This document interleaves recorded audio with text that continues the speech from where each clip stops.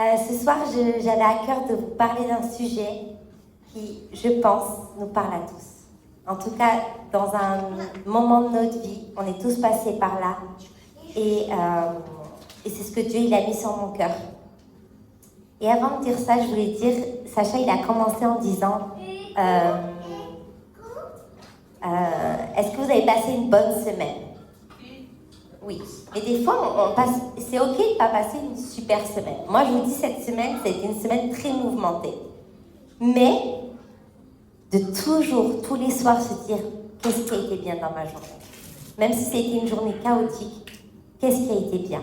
Si tu arrives à donner 3 choses qui ont été bien. Il y a eu du soleil, ça peut être une chose. J'ai passé du temps avec mes enfants, c'était une autre chose. J'ai eu de quoi manger dans mon assiette, c'est une 3e chose. Des fois on oublie, mais de manger à sa faim c'est un luxe. Et je vous encourage à être reconnaissant chaque jour, même si la journée elle est chaotique. Prends du temps pour être reconnaissant pour au moins 3 choses dans ta journée. Donc on n'a peut-être pas passé une merveilleuse semaine, mais on peut trouver la reconnaissance. Et ce soir je vais vous parler de la foi qui est mise à l'épreuve. Et il y a toujours un moment dans la vie où la foi, c'est plus une force, mais ça devient un combat. Est-ce qu'il y a quelqu'un qui a déjà vécu ça? Ouais, ça parle à beaucoup. On parle souvent de croire que quand tout va bien, mais la vraie question, ce n'est pas est-ce que tu crois quand tout va bien, quand tout est facile? Mais la question qu'on devrait se poser, c'est est-ce que tu tiens encore quand tout s'effondre? Et j'aimerais partager vraiment Dieu m'a parlé par rapport à un passage de la Bible où, vous savez, donc Jésus, il est mort à la croix. Est-ce que les disciples s'y attendaient? Non. Là, d'un coup, il est enlevé, on l'arrête, il est cloué à la croix. Est-ce que vous pensez qu'à ce moment-là, les disciples, ils étaient là? Ouais! Non, ils étaient perdus. Et je pense qu'il y en a beaucoup qui ont dit, mais qu'est-ce qui se passe? Celui qu'on sert, pour qui on a tout abandonné, tout laissé. Et lui, il se fait clouer à la croix. Est-ce que vous ne croyez pas qu'il y a eu une baisse de foi à ce moment-là? Moi, je suis persuadée que oui. Ils avaient peur. Ils se sont enfermés. Ils ont été paralysés par la peur. C'est écrit en Jean 20, 19. Dans leur esprit, tout était fini. Parce qu'à ce moment-là, tout s'est écroulé pour eux. Alors qu'ils suivaient Dieu, qu'ils voyaient des miracles, qu'ils voyaient des guérisons, là d'un coup, il est cloué à la croix et tout s'arrête. Et même, je pense qu'ils avaient peur pour même leur propre vie. Eux qui suivaient Jésus, eux qui annonçaient la bonne nouvelle partout où ils allaient.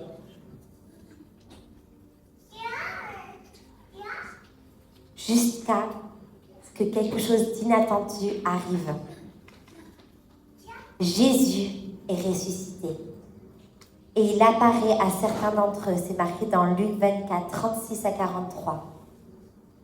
Et ils expliquent comment Jésus est apparu à eux. Et là, ils étaient plus 12, ils étaient 10.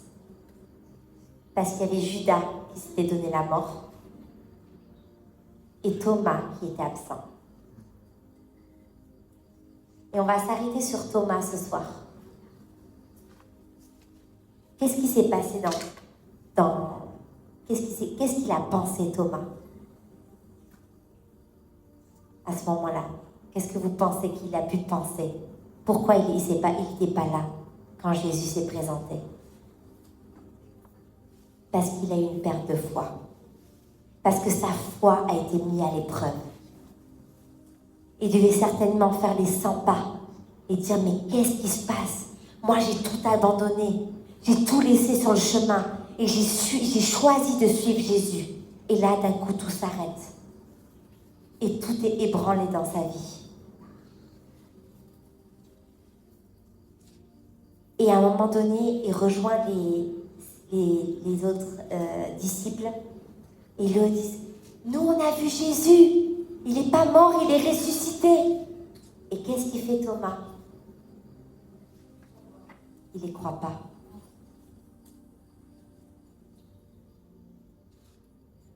Il ne répond pas Amen. Il dit en Jean 20, 25, si je ne vois pas, si je ne touche pas, je ne croirai pas. Est-ce qu'on n'est pas comme ça un peu des fois? Vous savez, quand je raconte que mon papa il est né handicapé et qu'il a été guéri à 100%, qu'il est sorti de son fauteuil roulant un matin, un lundi de Pâques, 1er avril, je me rappelle d'une fois où je l'ai raconté à ma patronne qui était pas chrétienne. Elle m'a dit, Darlène,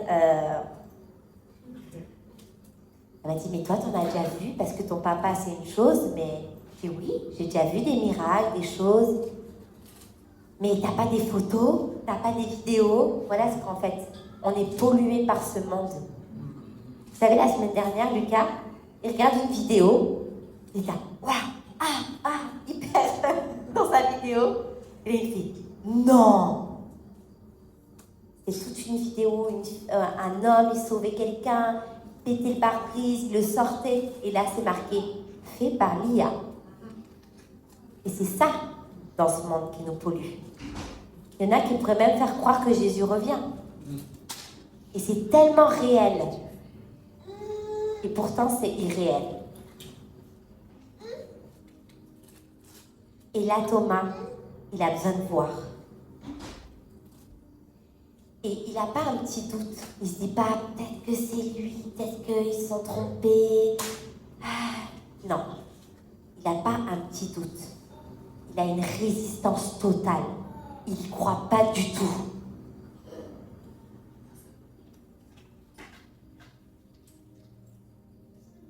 Et des fois, on est comme Thomas. On n'y croit pas. Tu sais, les guérisons, c'est bien. On le dit, mais on n'y croit pas. Tant qu'on ne le voit pas. Tant que tu ne vois pas un sourd entendre, tant que tu ne vois pas une jambe repoussée, tu n'y crois pas. Moi, j'ai eu la grâce de le voir. Plusieurs fois, quand j'étais petite. C'était merveilleux. Et puis, on cultivait ça en famille, de dire, on rend gloire à Dieu pour ce qui s'est passé. Mais maintenant, si je le raconte à quelqu'un, je sens bien que, Darlène, là, tu fabules. Pourtant, j'ai vu des miracles dans ma propre vie. Il y a un soir spécial où ma sœur, elle avait des lunettes assez fortes en correction. Elle n'a plus jamais de lunettes. Pour celles qui la connaissent, Mélodie n'a pas de lunettes.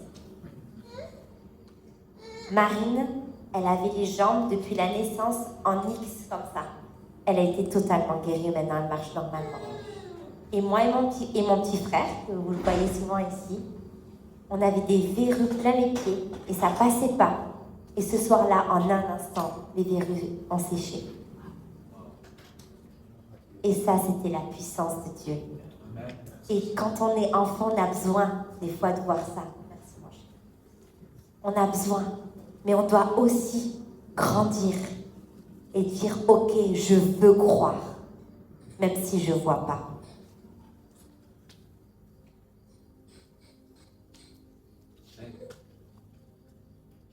On veut croire, souvent avec des preuves. On veut avoir la foi, mais on ne veut pas prendre de risques. On veut être sûr, mais on ne veut pas s'engager. Sauf que la foi, ça ne fonctionne pas comme ça. La foi, c'est pas le moment où tu as toutes les réponses, mais c'est quand tu crois que ces réponses vont arriver. Un jour, il y a des réponses qu'on n'aura qu'au ciel. Il faut se résigner et dire c'est ok. Et là, Thomas, il est dans le doute absolu. Il résiste. Il ne croit pas à ses frères avec qui il a marché. Mais 8 jours plus tard, les disciples se retrouvent à nouveau. La porte est de nouveau fermée à clé. Et là, en Jean 20, 26, il nous dit, Jésus apparaît à nouveau. Et là, Jésus n'avait pas la clé de la porte. il est apparu dans cette pièce. Et là, Thomas était là.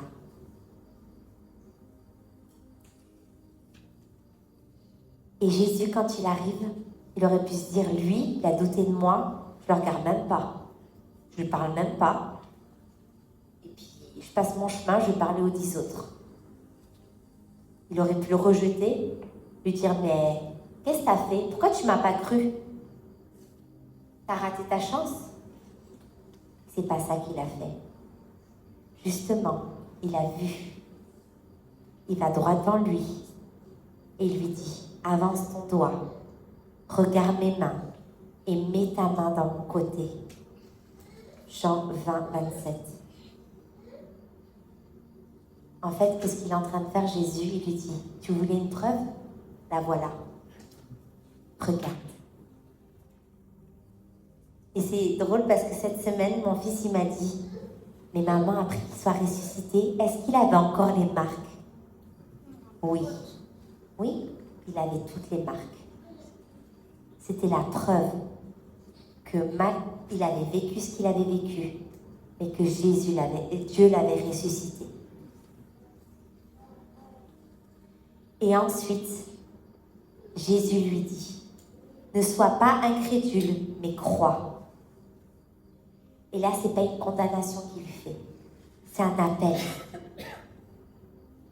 Il lui dit, tu ne peux pas rester bloqué là-dedans, dans ce doute, mais tu dois croire en moi, tu dois faire un pas vers moi. Et là, Thomas, j'imagine même pas, il devait être bousculé dans tout son système de croyance là, pendant 8 jours qu'il a eu, où il a douté. Il n'a même pas besoin de le toucher. Parce que là, il sait que c'est lui. Et qu'est-ce qu'il répond? Et c'est le premier qui reconnaît. Il dit, mon Seigneur et mon Dieu. Jean 20, 18. C'est lui le premier qui a dit ces paroles. Le même homme qui refusait de croire, c'est lui en premier qui reconnaît Jésus comme Seigneur et Dieu. Et moi, j'ai été ce Thomas à un moment de ma vie. J'ai eu une baisse de foi. Je me suis posé 10 000 pourquoi. Et je me suis dit, si c'est ça de servir Dieu, je ne sais pas si ça en vaut la peine. Et ce moment-là, c'est quand j'ai perdu mon fils. Mon mari, il était dans le ministère, à mi-temps, on va dire. Moi, je servais les gens comme je pouvais. On avait une vie de communion avec Dieu, une relation avec Dieu. On louait Dieu, on donnait tout pour Dieu. On donnait nos dîmes, on donnait nos offrandes. On lisait notre Bible. On louait Dieu. On aidait les gens. Et là, il m'arrive la pire épreuve. Et là, j'ai été Thomas. Je dis, mais en fait, à quoi ça sert tout ça? Et les pourquoi sont venus me hanter. Pourquoi moi? Pourquoi il est parti? Pourquoi Dieu, il te prend un enfant? Pourquoi? Et un matin, je me suis levée et j'ai dit, stop. Les pourquoi, ça cesse maintenant. Je comprends pas tout, mais je veux te faire confiance. Je sais pas pourquoi c'est arrivé, mais je veux te faire confiance. Et je choisis aujourd'hui de me lever et de te faire confiance pour la vie qui est devant moi. Et des fois, on est là, on a des problèmes d'argent, on a une maladie qui nous tombe, on perd quelqu'un de proche. Et il y a plein de pourquoi. Mais Dieu, il te dit, fais-moi confiance. Garde ta foi intacte.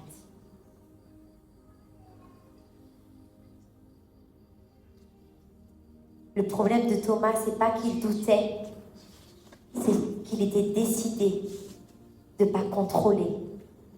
Il voulait contrôler, il voulait voir, il voulait être en contrôle de la chose. Mais il ne pouvait pas. Et c'était ça son plus gros problème. C'est de croire. Et quand tu crois, tu dois laisser tomber. toutes les choses qui viennent te polluer. Et tu dois juste croire.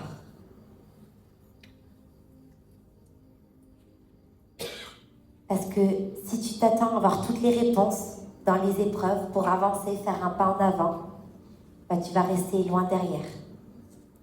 Parce que, comme je vous ai dit, les réponses, tu ne les auras pas maintenant. Certaines oui, mais certaines non. Mais l'espérance, c'est que Jésus, lui, quand il vient, même quand tu doutes, il est là. Et je ne sais pas si je vous ai déjà raconté cette histoire de Jean-Pierre, qui avait perdu un enfant aussi. Je ne sais pas si je me répète. On a rencontré, ça fait 6 mois qu'on avait perdu notre fils, et on rencontre quelqu'un qui nous était venu nous témoigner qu'il avait perdu sa fille dans un accident de voiture, tout un cheminement. Il perd sa fille, lui, il est plongé dans il est dans le coma pendant 3 mois. Et dans son rêve, il voit sa fille au ciel, donc il sait qu'il a perdu sa fille, il se réveille. Et là, 2 jours après qu'il se réveille, il y a son pasteur qui vient. Et puis il lui dit, c'est quand que tu vas passer du temps avec Dieu depuis que tu es réveillé? Et là, il lui dit, non mais, ça va pas? Tu crois que là, j'ai envie de passer du temps avec Dieu? Et du coup, ça l'a beaucoup perturbé. Il a juste entendu Jésus lui dire, je me tiens là, devant la porte. Et quand tu seras prêt, j'ouvrirai ma porte. Et c'est ce que Jésus l'a fait avec Thomas. Il est venu à nouveau pour lui prouver ce qu'il avait besoin de prouver, d'être. Il avait besoin d'entendre, de voir. Et Jésus, c'est ce qu'il fait. Il vient. Il ne fuit pas. Quand tu doutes, il vient et il vient te rencontrer dans tes doutes. Il vient t'amener la paix. Il vient te donner de la force de choisir, de décider. Ok, je ne comprends pas tout, mais je vais choisir de te suivre. Je vais choisir d'y croire. Je vais choisir l'espérance. C'est ça qui fait Jésus. Il ne veut pas te laisser dans tes doutes. Il veut t'en sortir. Il faut que tu le laisses t'en sortir. Parce que là, Thomas, il aurait pu dire non, toujours pas. J'y crois toujours pas. Mais là, il a dit ok, je m'humilie. Je touche même pas. Et je crois. Et à ce moment-là, il a pris la décision de croire.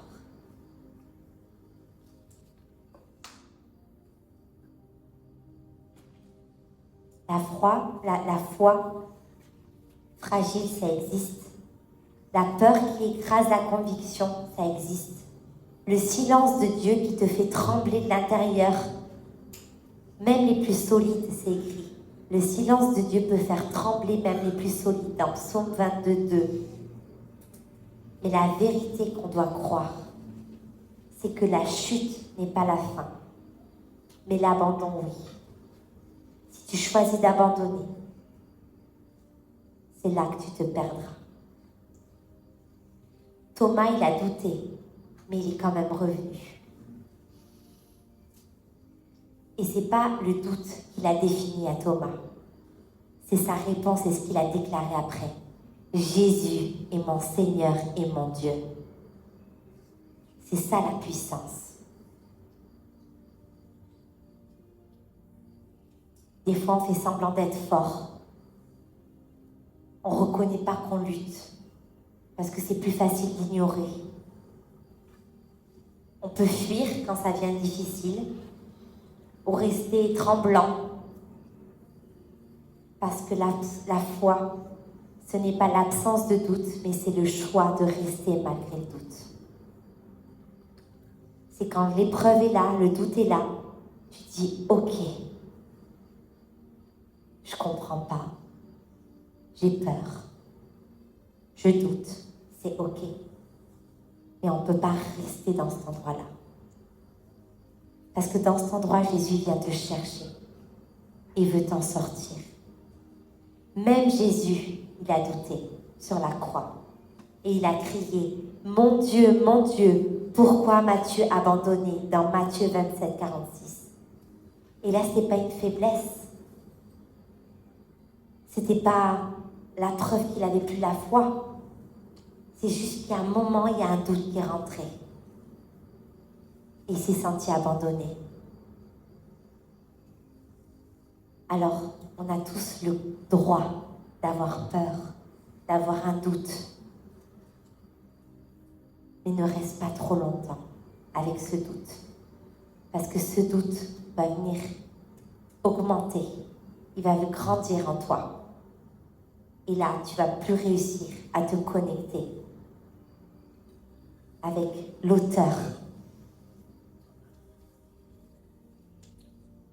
Tu n'es pas disqualifié parce que tu doutes ou parce que tu es en train de traverser quelque chose de difficile. Mais Dieu ne t'arrête pas là où tu vois juste le bout de tes pieds. Ne transforme pas une saison de doute en une vie sans direction. Vous savez, moi, si je n'avais pas eu ce pas et de me dire, ok, je me relève, je ne serai jamais là devant vous aujourd'hui. Parce que je serais peut-être au fond de mon lit encore. Je serais peut-être plus là. Mais j'ai choisi d'avoir foi en Dieu, foi en la vie, foi en l'avenir, foi en l'espérance qu'un jour, j'allais retrouver mon fils et que Dieu y prendrait soin de lui. Ne laisse pas une peur passagère devenir une vérité permanente. Tu as le droit d'avoir cette peur qui passe, mais il ne faut pas qu'elle s'ancre dans ta vie. Relève-toi, même lentement, même imparfaitement, mais relève-toi. Dans Jacques 1, 3, 4, il est dit « Parce que la foi qui tient après avoir vacillé devient une foi plus profonde, plus vraie et plus solide. » Et c'est ce qui s'est passé pour nous avec Lucas. On est plus fort, on est plus ancré. Et on a encore plus d'espérance avec Dieu. Parce qu'on a fait ce choix de se relever.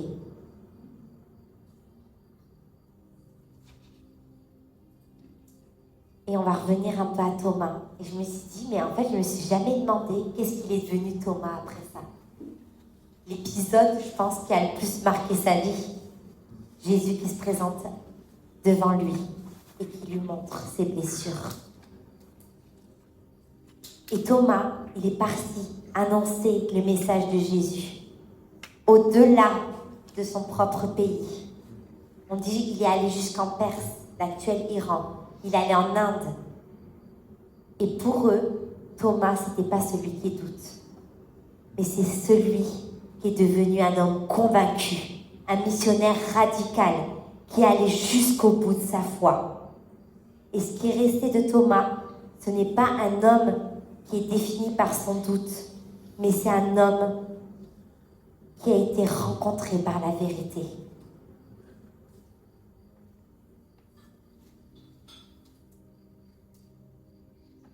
Thomas n'est pas resté l'incrédule, il n'est pas resté le douteur, mais il a été un pionnier pour beaucoup. Et c'est ça que Dieu veut être. Il veut que tu sois aujourd'hui. Il veut que dans ta sphère, là où tu es, tu sois un pionnier. Tu amènes cette foi, cette espérance. Vous savez, le jour de l'enterrement de Yaël, c'était tellement un moment dans l'ambivalence parce qu'il y avait beaucoup de joie de célébrer ces 14 mois de vie et beaucoup de tristesse et de peine de faire cette célébration où tu le laisses partir.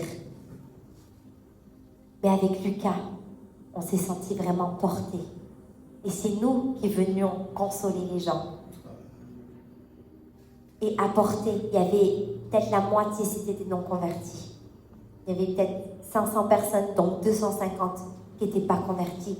Des copines d'enfance, des copines du collège, du lycée, mes anciens profs, des clientes, plein de gens.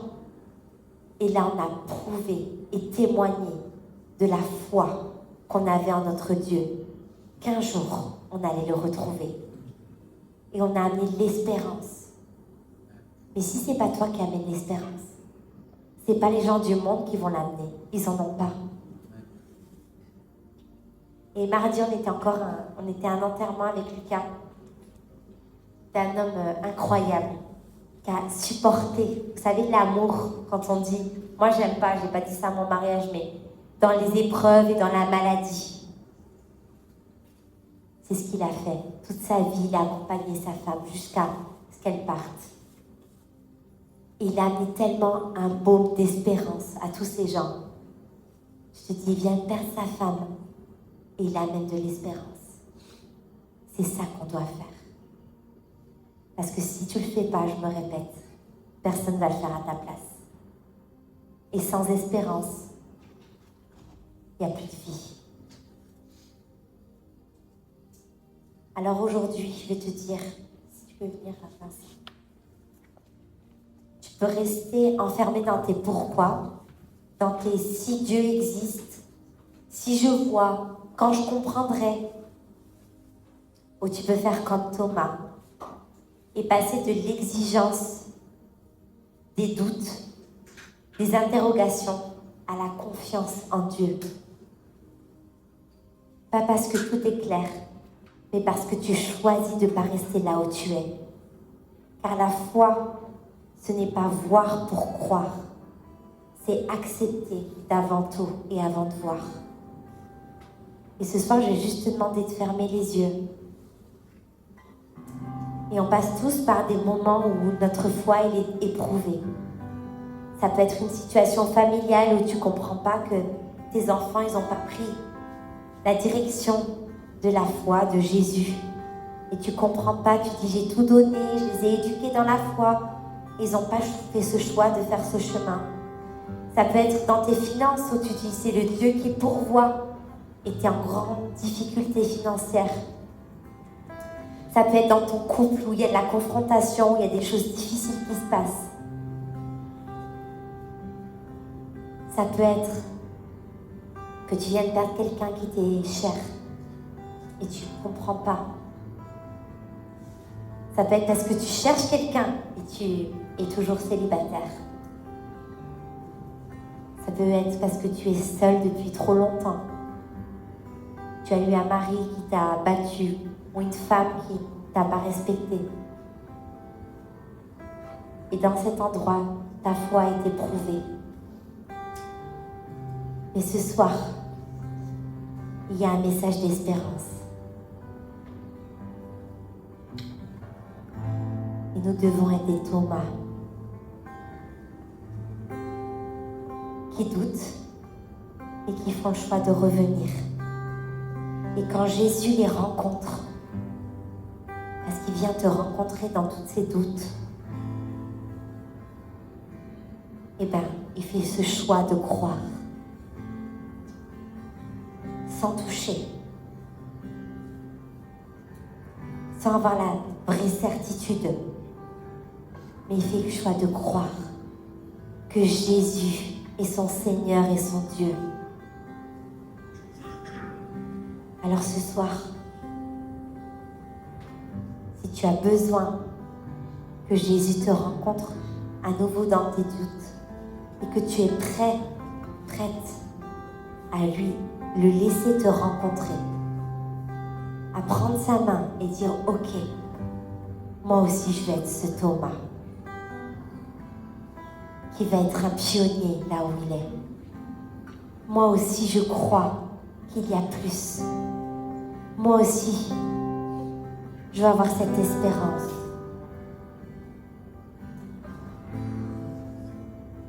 Ça peut être dans ton travail où c'est too much en ce moment, c'est trop difficile et tu cherches des solutions par tes propres forces parce qu'en fait, tu ne remets pas toute ta confiance en Dieu. Laisse-le venir. Laisse-le venir, laisse-le venir te rencontrer. Il a besoin de te rencontrer ce soir. Vous savez les amis, je parle aussi pour moi, parce que j'ai été ce Thomas là dans ce gros moment de doute quand j'ai perdu mon fils. Mais des fois dans la vie, j'ai des doutes. On passe tous un moment où tu as un petit doute, tu comprends pas pourquoi Dieu il agit pas. Tu comprends pas ci ou ça. Mais tout ça, ça nous appartient pas. Tu dois laisser tout ça à Jésus et lui faire confiance pleinement. Et si ce soir tu as envie de lui faire confiance pleinement pour toutes les choses de ta vie, je t'invite juste à t'avancer ce soir. Avance-toi comme un pas de foi et dire « Ok, j'ai peut-être des doutes, mais je vais te faire confiance. Parce que je sais que tu es mon Seigneur et mon Dieu.